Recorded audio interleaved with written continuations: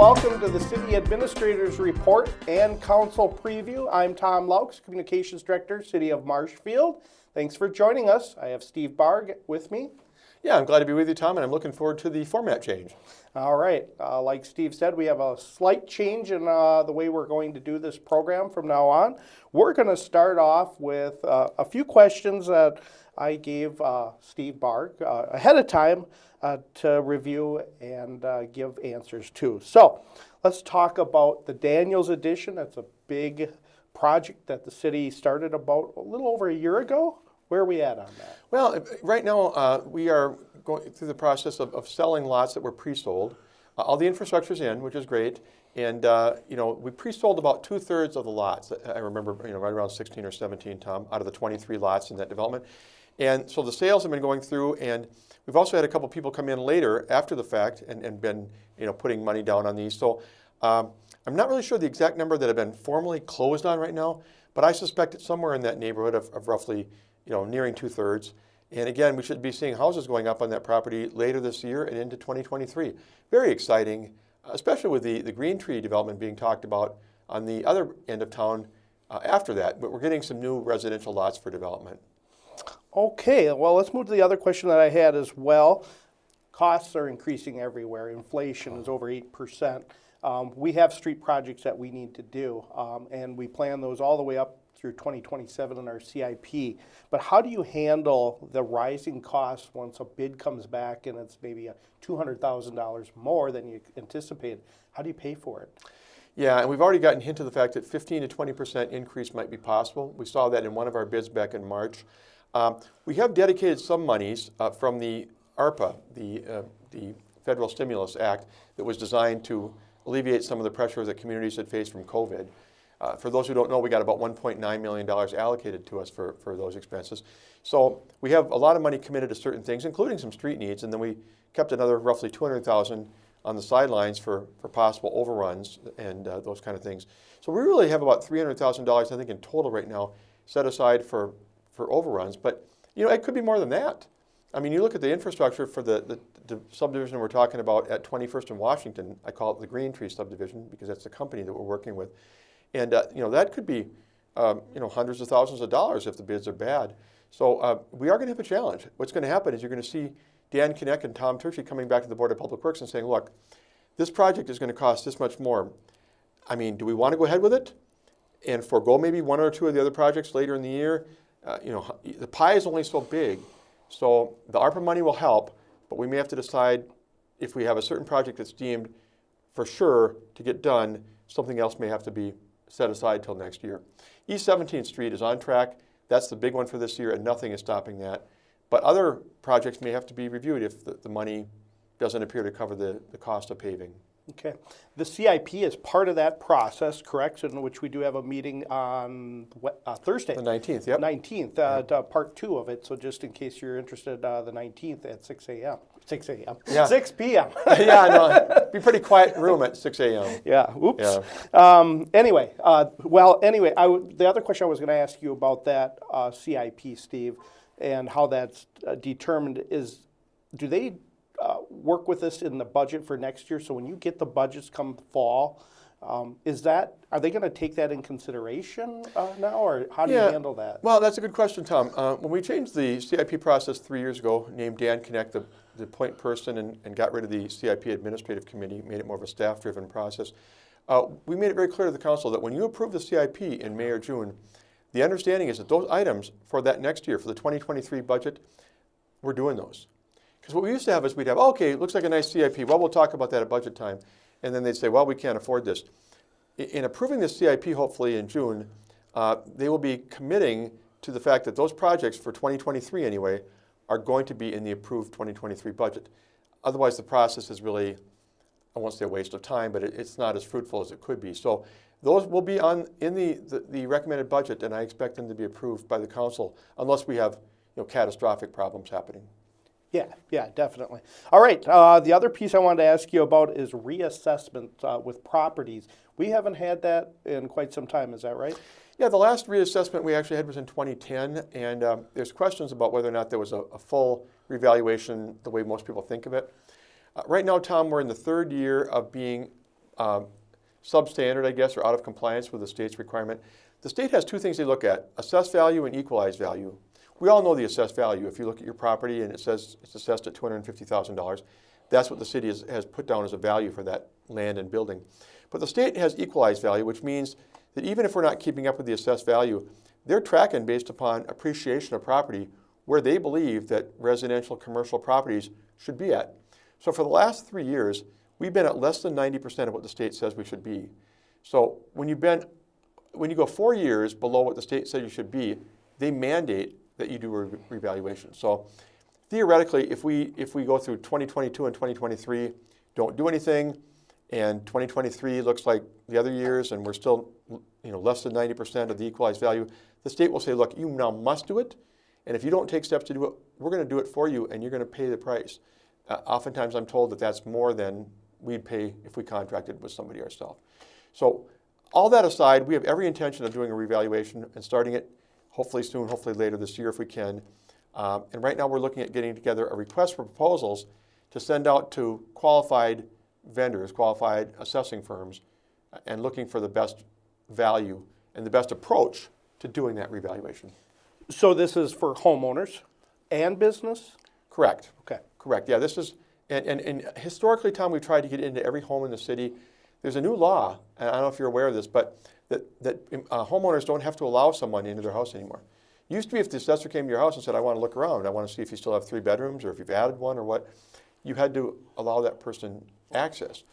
You can now say goodbye, and that means the assessor has to, from the exterior and from what they can see and what they can figure out on their own, make an assessment of value. Now, if they say it's, if they came to my house and said it's $100,000 more than I think, then I could go to the board of review and say, you're wrong, but at some point I'm going to have to demonstrate what is truly the house, the size, the number of bedrooms, the number of bathrooms. But I'm getting a little far afield for the moment, but I want people to know that it's harder than it used to be to get the data we need. And so there's different approaches to doing this, and we would talk to qualified vendors about maybe who has the best approach. Okay. But currently, when a building permit gets taken out or there's large amount of construction on a property, generally that'll get reevaluated at that time by our current city assessor, Yeah, right? correct. I mean, if you added a bathroom or a bedroom or added on an extra part of your house, added on a 4-season porch or whatever you did, that would be likely factored into what the new assessed value of your home would be. Right. And they do get that from building permit information. And sometimes they come upon observations that they actually see something happening and they follow up even if there's no permit been pulled. Yeah. Well, everything is worth more now. Your car's worth more. Yeah. Your home is worth more. So, that might be important to, even in the insurance world, to know really what the value of your home is, because if you're insuring your home for something less than it really is worth and you have a catastrophe, then you lose it. So it could be a win-win. I know nobody wants to pay more taxes. No, and there are people wondering already if this is going to be like the real estate bubble in 2008, where it suddenly burst. How much can they keep going up? But for the immediate term, at least, it doesn't appear that there's anything slowing down the growing valuation, the growing worth of your property. Alrighty. Well, thanks, Steve, for that information. That is a part of our city administrator's report. We'll be back here in a few minutes and talk about the next Common Council meeting that takes place on Tuesday.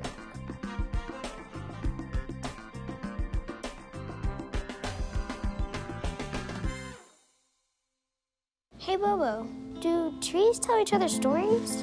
I'm sorry. I'm afraid I don't know that. Hey, why don't we go find out? Listen. Do clouds take naps? I couldn't tell you. Dad, do stars visit their friends? Look!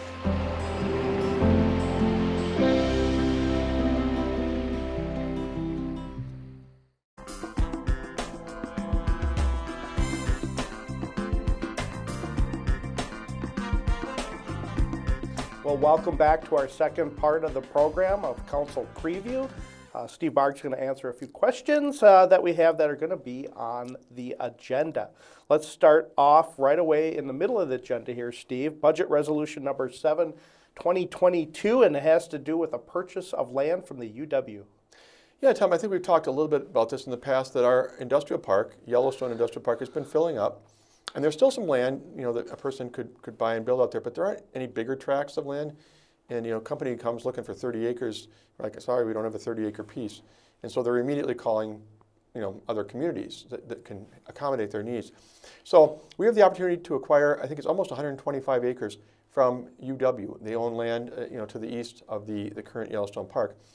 And we got an option to buy the land 20 years ago, back in 2002. We're at the end of our time to execute that. Some people might be wondering why we waited this long, but I think that, for a long time, we probably weren't even sure whether or not we were going to have the park fill up to where we needed additional land. Anyway, we're looking to pull the trigger now. We have an agreement with UW Regents on a price based upon, they got an appraisal, we got an appraisal, and we take the average of the two. So the way this works is the difference between, we had to put $250,000 down at that time, take that out of the appraisal, and it's $438,000 that we'll still owe to make this purchase. Well, we don't have $438,000 just sitting around, so we need to transfer funds into the budget to make that happen. So the plan is to purchase the land if they'll approve the budget resolution, and that could happen by the end of June, and then we can start marketing a tremendous amount of additional land for industrial growth. So you said transfer funds. Is that a loan to pay for this, or what do you mean by transfer funds? I probably used the wrong word. Basically what we're doing right now is just increasing the budget, and then the monies will come from borrowed funds. So in the summer, after this is all done, sometime probably in July or something, we'll be doing our regular borrowing for streets and those types of things. We'll be including $438,000 for this very project. So it's going to be bonded or borrowed money that's going to cover it. But for right now, we have to make it possible by right now there is no budget. If someone said, how can you do this? There's not a budget for buying this land. Well, we're going to create one basically, and then we'll backfill and have the funds covered from borrowed monies. Okay. Well, I'm full of questions today. Well, that's good. I always like to have questions are good. I like to ask questions as a reporter. So we've always had to purchase the land for all our TIF districts, right? But we turn around, maybe not all, but we turn around and we get money from an entrepreneur, right? We don't pay for the entire structures out there when somebody comes, or do we make a deal? How does that work? Well, no, in this case, the property is largely what we call greenfield. I don't know what UW Ag Extension folks have out there on the site, but it's not like it's got buildings all over the place. So we're buying it, and the project plan allows us to do some spending to try and improve it with roads and streets and sewer and stuff like that. Also grants to developers, somebody might need some assistance in relocating here. Other TIF districts are already built out, like our downtown TIF districts, some of those. We don't buy the properties. We just put boundaries around there and say that any improvements made within that area, we can collect the money coming to the city to pay off our debt, whatever debt we incurred. And then when it closes out, then the school, county, tech college, they all share in that. Right. Okay. All right. That helps. Another piece on the agenda about UW. We own the buildings over there, as I understand. Co-owned with the county. Okay. Yep. There is a chiller and is not working, but that's not a cheap piece of equipment. No. What is that? Yeah, it basically does the cooling and for the buildings on the campus. It has two circuits, and one of them is down. They've had a lot of problems with it, and that leaves it at 50% capacity. So they've been looking at replacing it with another 200-ton chiller. And this is not my world. When I say 200 tons, I don't even know what that means. But anyway, last year they got approved for the 2022 CUP and budget, $180,000 to spend to replace this. Now, as you said, Tom, the city and Wood County co-own the facility. So we agreed to pay $90,000, and the county agreed to pay $90,000 to get this new chiller purchased and installed. Well, they were ready to pull the trigger a couple weeks ago, and we talked about inflation before. Oh my gosh. They went out and got quotes, updated quotes. The quotes they got were $280,000 and $315,000. So the lower of the two quotes was $100,000 more than what they'd been told the year before. Talk about inflation, talk about supply chain issues and all these kind of things. So they thought, wait a minute, what do we do now? Do we just try and keep it hobbled, use duct tape? I'm making that up, but do we keep it maintained and get through a few more years and then come back to the table? No, we need to find a way to do this. So they found a 150-ton chiller, smaller, but way more efficient and on 6 circuits. So that way, if one circuit goes down, the vast majority of the capacity still keeps working. $210,000 is the price they got for this. So they said, look, the city and county have already committed $180 together. Can we get them to $210, and then that way we could buy it and get it installed now and be done with it. So the request is for another $15,000 from both the city and the county to put into the pot to do it now. And the Finance, Budget, and Personnel Committee felt good about this. We'll see if the council agrees. Obviously, it's a lot of money. The city and the county spent a lot of money to keep up the buildings and facilities, but then again, we're like landlords. So, I mean, we have a vested interest in doing that, and I would assume that they'll probably be favorable to this request as well. The county, you mean? It probably hasn't gone to their resolution It's going yet. through their process. I don't know Okay. where it's at in their process, but Donna Rosar told me that it seems like they're probably going to be supportive at Wood County. All right. Well, as our viewers know, we do put the Wood County Board on, so if you want to follow that, yeah. they can do that as Good well. idea. All right.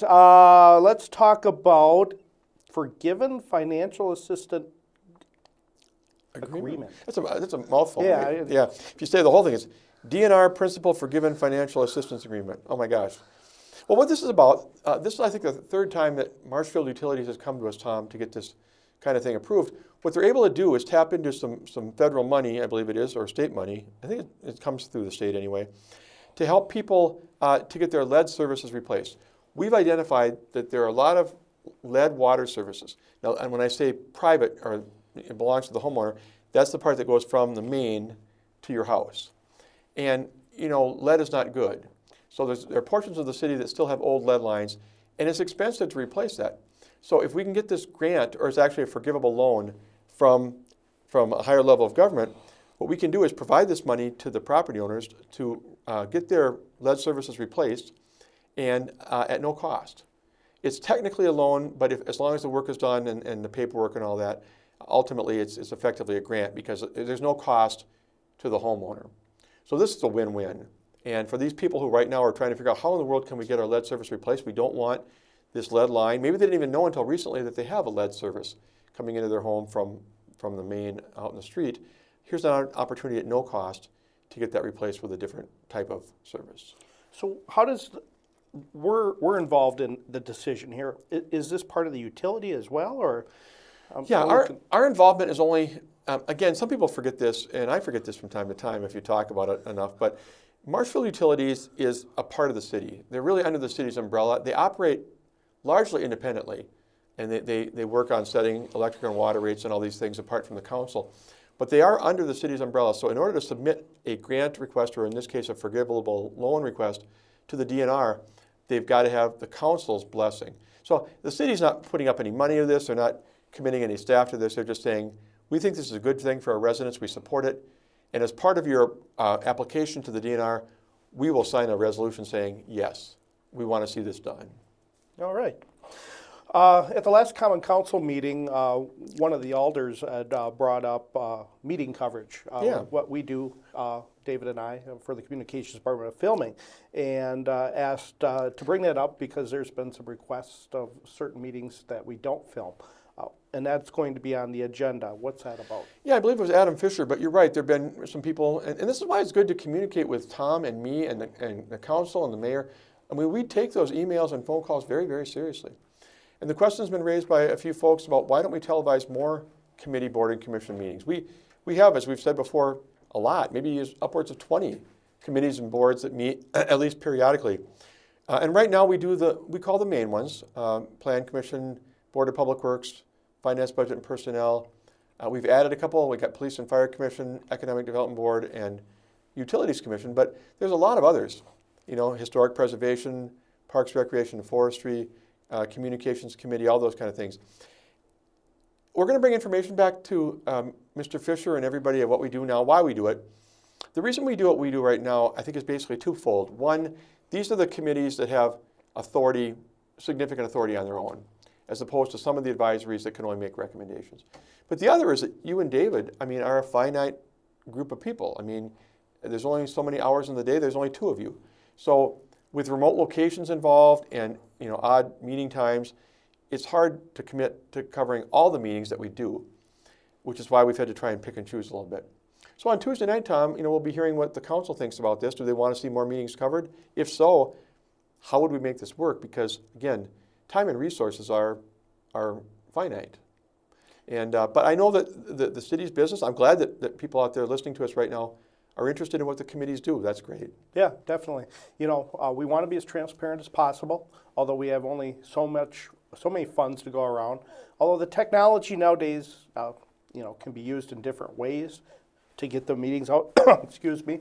I'm advocating for radio. You know that, Steve. Yep. And Yep. it's in our CIP ARPA funds for Thursday. I don't know where that'll go, but that could be an idea that it could just be audio, carried audio, which is a lot easier than carrying video. So that's another option. Yep. So I'm just throwing it out there. If someone's listening in our council, just could be an option to make it a little bit easier. But anyway, we'll see what happens if that is any decisions made. Otherwise, it's just really information only, right? It is. By the way, you did a nice job at the first CIP meeting, Tom, of talking about the low power FM radio. And it sounds like maybe at least one or two members is interested in that. I guess we'll see if they want to bring that up for the future, but that is definitely something to keep on the radar. Yeah, I know it's been talked about here well before myself, even you. And we'll see where it goes. Sounds good. All right, let's talk about bathrooms. Everyone has to have a bathroom here, no matter what. That's part of life. But city parks, do they all have bathrooms? I guess there's a report that Justin Casperson is going to give on this. Yeah, this kind of stemmed from the first CIP meeting too, where the concern was brought up about the fact that we don't have bathrooms at Wenzel Family Plaza. When they have a concert or some sort of a festival, they bring portable toilets out there, which is fine. At the time we put the plaza in, for those who don't know this, the reason we didn't put bathrooms in initially is we really didn't have the funds. We were just trying to get the project to the finish line. We knew that there would someday be the hope or the expectation of adding public bathrooms, permanent restrooms. And now the council, in their last meeting of CIP back on May 5th, said, we want to take that proposal to have the bathrooms constructed for Wenzel Family Plaza in 2025 and move it up to 2023. Let's get this done. Let's make room for it in 2023. Well, out of that, I think Natasha Tompkins, one of our council members, and maybe some others thought, well, what do we have in the other parks? What do we have at Greasy Park? What do we have at Brain Park? Whatever. And they're asking for a report on what parks have permanent bathrooms, under what conditions do we bring out temporary or portable facilities? Is it during special events or whatever? And then when are these available? If they're permanent, what are the hours? Trying to get a handle on what we have today before maybe there's a proposal to possibly expand that. So I've been kind of connecting the dots between Natasha and Justin. And Justin's going to give a little report on Tuesday night, just of what we have today, and some of the limitations that might be, but then of course there's finances, there's a lot of things involved with it. Again, there's probably not community action taken that night, but perhaps even it'll be referred to the Parks, Recreation, and Forestry Committee for more study or staff. We'll see where they want to go with it. But it's a good idea. It just kind of comes down to the need for these facilities and if there are funds for it. Yeah, and it's not cheap to build a bathroom. But I'm wondering, and I'm just going to put this out here, are there any local or any buildings near there that are empty that could serve as a bathroom? That could near be parks or near Wenzel? Near Wenzel Plaza. There's who owns? Is there an empty lot or empty storefront that could be turned into a larger bathroom without building a structure? Just a thought. No, that's a very creative idea. I don't know that there is one, but it's something to consider rather than putting it on. Because the facility, we can put it there, but it's a pretty tight It's just right across facility. the street, the alley. I call it an Yeah, alley. right. Just a thought. Right. I don't know if there is, but yeah.